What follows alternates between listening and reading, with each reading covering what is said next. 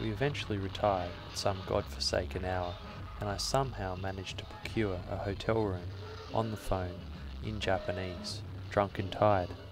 I couldn't do that now, sober and awake.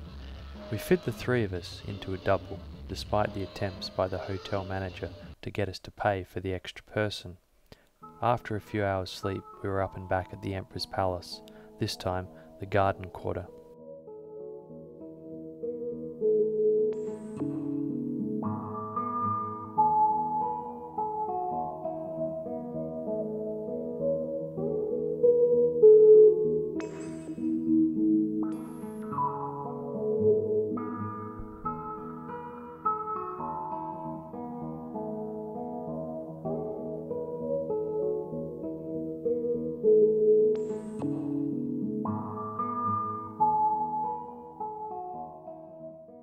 It had been a memorable weekend, but it was time for us to make our way back to Nara, which meant a trip on the very cool Shinkansen, known to Westerners as the bullet train.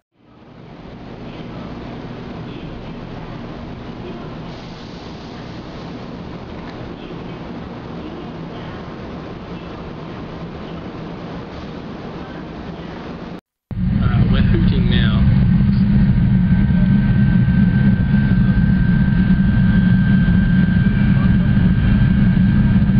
It sounds like it's picking up speed. The train occupies an interesting sociological place in Japan.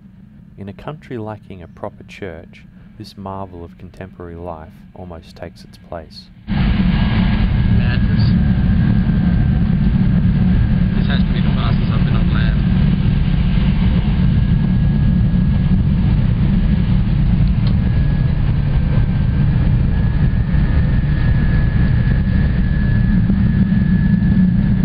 Imagine living next to this train.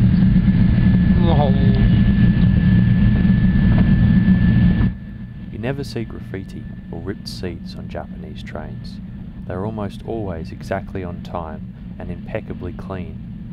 People are generally quiet, and talking on phones is prohibited. Even putting on makeup on the train is frowned upon, as it is considered rude. I know that any time I was coming home from Osaka, smashed drunk on the train, and vomiting all over the floor, I always made sure to roll my eyes at any lady checking herself in a hand mirror. It's going too fast for the camera. Yep, I'll admit it. I puked on the train. 2 times at least that I remember. So did one of my flatmates. Yeah. Screw the bus. But it wasn't just us terrible Westerners who couldn't control ourselves.